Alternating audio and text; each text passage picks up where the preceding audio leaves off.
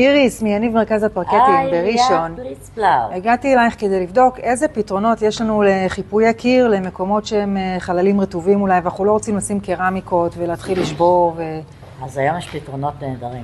החומר הזה נקרא SPC, הוא מגיע בעובי של 4 מילימטר, מתאים לחללים רטובים. מה זה בעצם SPC? זה עובי של 4 מילימטר, סוגת של פולימר ובטון, מאוד חזק ומתאים לחללים רטובים. אפשר לחפות על הקרמיקה הקיימת. איך מיישמים? בדבק. מדביקים על הקרמיקה, לא נסרט, נקי, נשטף, עמיד למים, חומר מעולה, מגוון גוונים טקסטורות, תראו, בטון, קררה, אפילו עריכים מצוירים שאפשר לשלב כל מיני דברים. יש שם ממש מלא פתרונות, וזה מעולה לחדרי שירותים, חדרי אמבטיה, שצריכים לעבור רענון, ולא בא לכם לשבור את כל הבית. זה פתרון מדהים. מחירים פחות או יותר?